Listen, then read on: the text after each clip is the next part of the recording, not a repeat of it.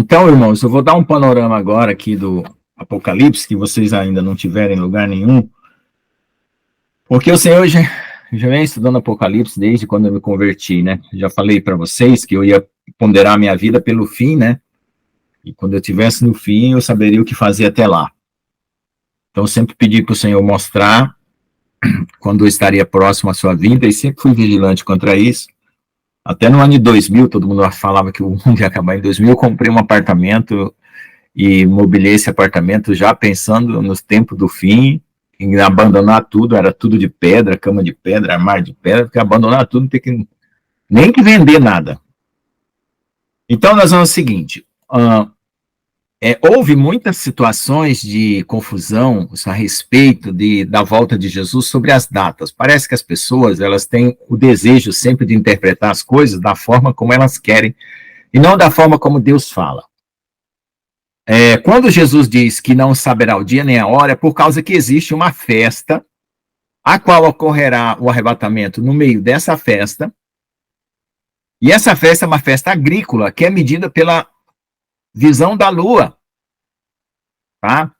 E a partir da lua nova, todo mês é lua nova, o calendário lunar, e aí você tem que ajustar o calendário solar.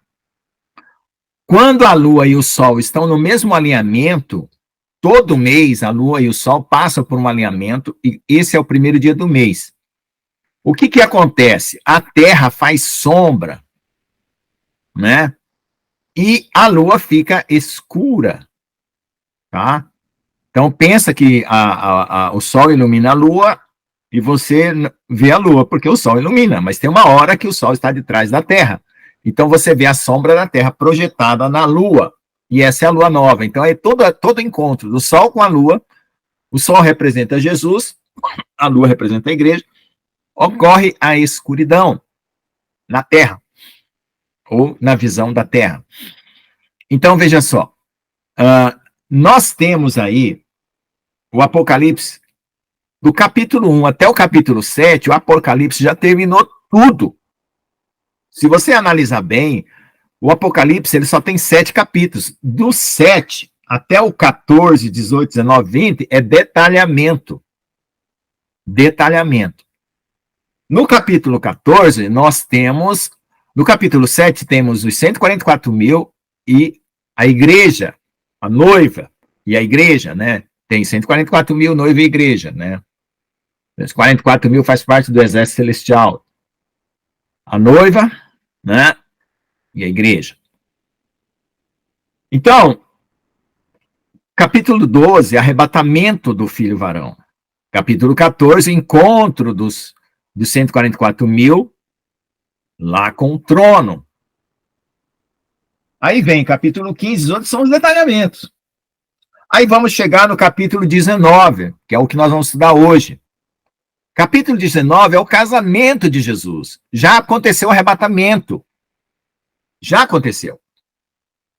Está falando assim das bodas. Nós vamos ler aqui.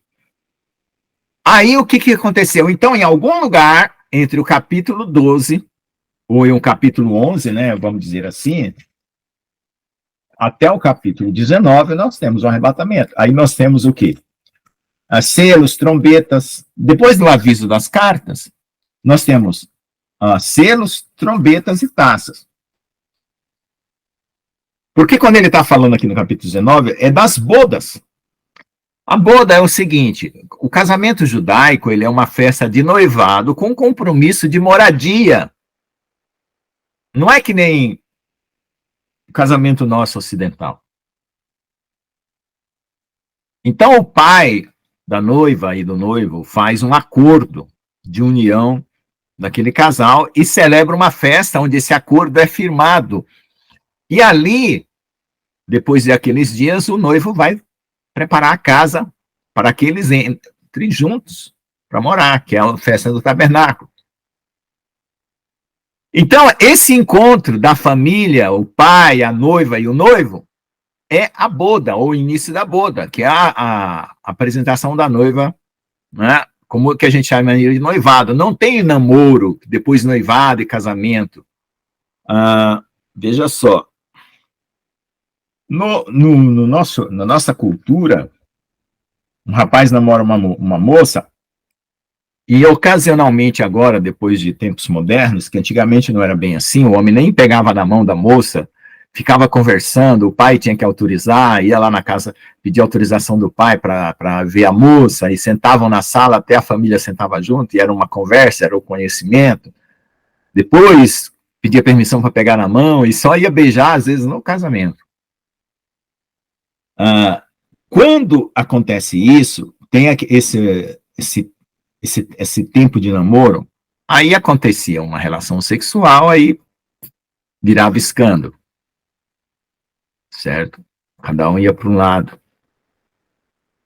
O rapaz às vezes não assumia, a menina ficava grávida, às vezes o pai obrigava a casar. E aí o noivado foi colocado como um compromisso, porque se a moça aparecesse grávida, uma vez que período de namoro, apareceu grávida, dá problema, porque aqui no Ocidente puseram esse negócio de namoro. Se a moça aparecesse grávida no noivado de outro, ela era rejeitada, porque ela já tinha assumido o compromisso, entendeu? Ela já tinha noivado, ela já punha uma aliança do lado esquerdo, depois vai mudar para o lado direito, aliás, do lado direito, depois muda para o lado esquerdo, essa é a história. Que é o lado do coração, o lado da razão, e depois passa para o lado do coração. Agora, se acontecesse uma relação sexual durante o noivado, não tinha problema nenhum, porque ela já era dele. Ao moralismo religioso criou um monte de problema. Aqui no Ocidente criou um monte de problema. O problema é o namoro com a relação sexual. E o outro problema, porque aí é um compromisso sem compromisso, né? Que aí cada um pula fora. O outro problema é o noivado com outra pessoa, com relação sexual com outra pessoa que não noiva. Porque entre o noivado e o casamento, o que estava esperando? Só a casa ficar pronta. Isso é a visão judaica, não sei se vocês entenderam. Para você entender, você tem que tirar essa etapa de namoro que existe aqui, que é o sexual, durante o namoro. E aí não vira nem casamento, nem nada. Você tem que pensar que os dois se conhecem, o pai, o filho fala para o pai que está interessado em fulana, e a fulana fala para o pai dela que está interessado em fulano. E aí firma a data do noivado. Depois do noivado, vai se preparar para morarem juntos, que é a construção da casa. Então, esse negócio de namoro. Porque o namoro ficou uma etapa precedente que dê a liberdade sem compromisso. Depois do noivado é compromisso. E outra, noivou não pode ser de outro mais. Entendeu? Acontece que, às vezes, né, eu não vou sair fora do assunto, senão vou me perder aqui, outras situações que a lei julga, lá no tempo da lei. Eu estou falando aqui no enfoque do cordeiro, do casamento do cordeiro. Então, nós vamos ter uma festa de noivado, e hoje nós vamos falar sobre esse casamento no capítulo 19, que depois é só morar junto. Entenderam? É se apresentar diante do pai, o noivo, a noiva, diante do pai, e celebrar essa festa de noivado. Com um banquete, com convidados e assim por diante. Depois é só ir lá morar junto. Entenderam? Como é diferente a maneira hebraica de casar? Então, veja só. Como é que um cara... Paz de Deus, irmã. Vou falar cara assim, né? Um guy em inglês, né? Um guy. Em português fala... em português de Portugal, aqui no Brasil fala cara, né? Como é que um cara vai casar e depois vai... quem fosse se casar não ia para uma guerra. Tinha um tempo depois de casado. Quando estava já morando com a esposa, não saía para a guerra. Então, a guerra tem que acontecer antes deles se juntarem. Né? Ou no caso aqui, como vai ter umas bodas, né, a guerra acontece depois. Mas o período de bodas não era para sair para a guerra. O que acontece? Aqui nós temos uma batalha que vai vir lá no capítulo 20, já no final do 19, e 20 e 21. Né? Então, nessa guerra, Jesus já está voltando, um cavalo branco, casado. Entende? Ou de compromisso firmado, total, né? Porque eu acho até que o compromisso foi firmado lá quando Jesus esteve aqui, né? Que ele falou, vou preparar-vos lugar. Mas esse evento que vai acontecer antes do Armagedon, quando Jesus desce de cavalo branco, já é uma volta, né? Onde uma celebração já aconteceu. Entendeu? Que nem eu sempre falo. Você quer esperar Jesus como estrela da manhã ou como sol do meio-dia? Quem que acorda ao meio-dia e vê o sol batendo na cara é obrigado a levantar. Por causa do calor, não dá para ficar mais na cama, tem que levantar. Jesus, no cavalo branco, vem como sol do meio-dia. No arrebatamento, ele vem como estrela da manhã, aquele que vem de madrugada. Que era assim que vinha um noivo. Para buscar a noiva, uma hora que ninguém sabia. Era para poder perceber se a noiva estava atenta. Fazia parte do costume, vamos dizer assim. Entenderam a diferença? Então, Deus já me evidenciou isso aí, que existem essas duas ideias, e as ideias são misturadas, eles colocam o arrebatamento junto com a vinda do cavalo branco. Agora, que sentido tem um homem descer para uma guerra em cavalo branco e encontrar com o povo nos ares, para descer depois aqui na terra, dar um passeio lá no céu e volta? Porque o reino vai ser estabelecido, depois do Armagedon, o reino é estabelecido na terra. Desce para a guerra, destrói o inimigo da Armagedon e já estabelece o reino na terra, o reino milenar. Por que você vai se encontrar nos ares no meio de uma batalha?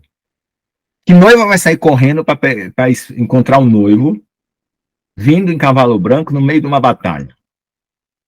Não tem sentido. Quando Isaac encontrou com Rebeca, que é uma figura de Cristo,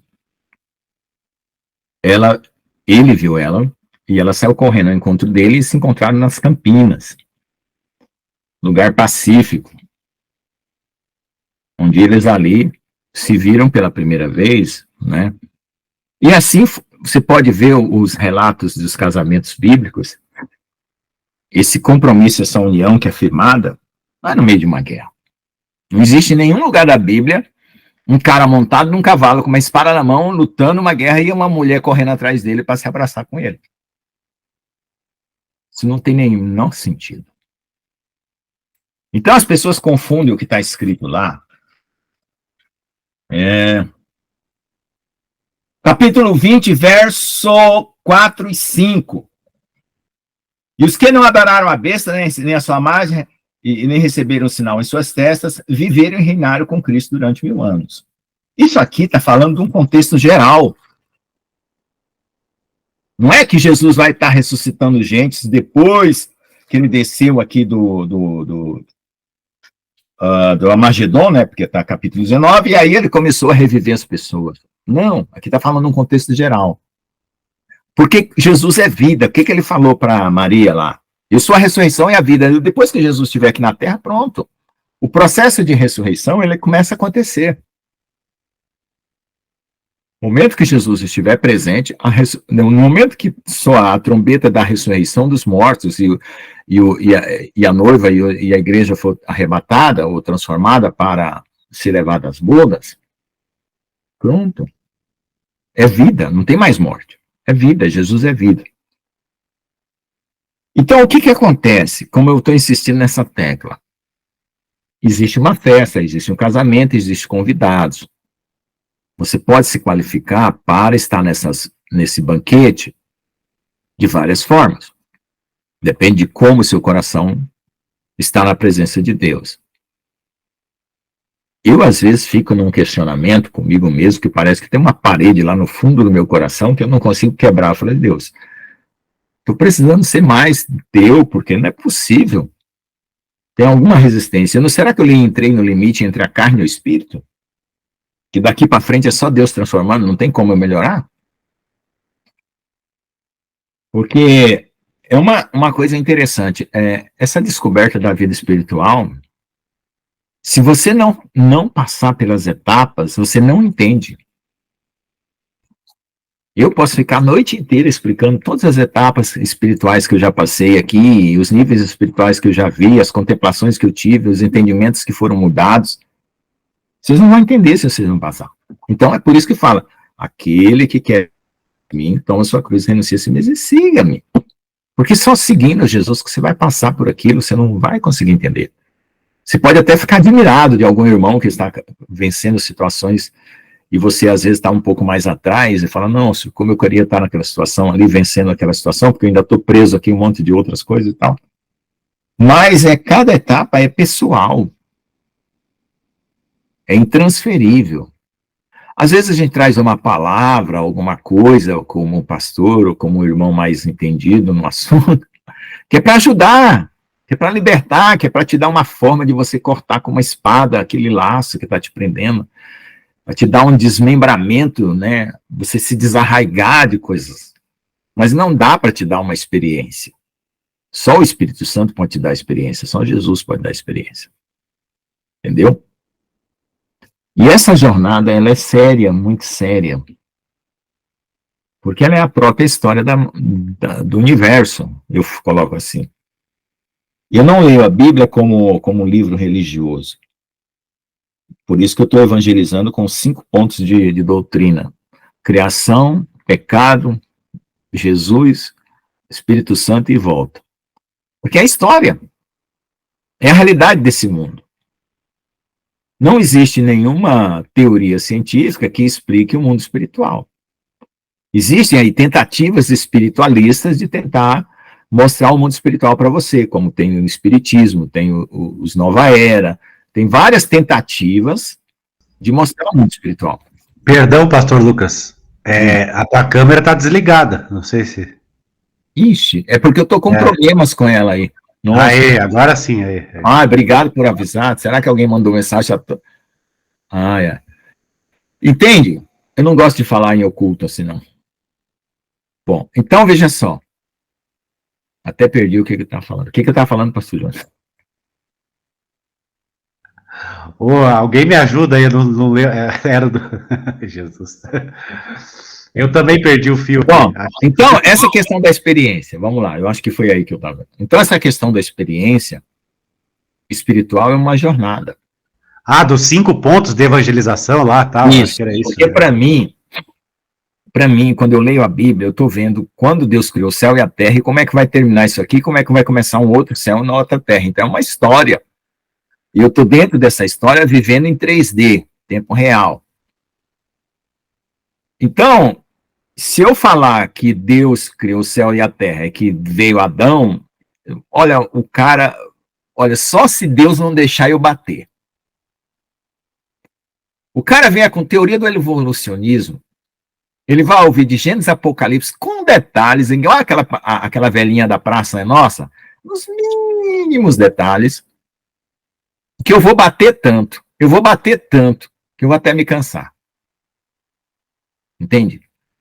Porque transformaram tudo em religião no sentido pejorativo, porque religar é uma coisa bonita, você voltar para Deus é maravilhoso, religar, você está desligado, religar é maravilhoso.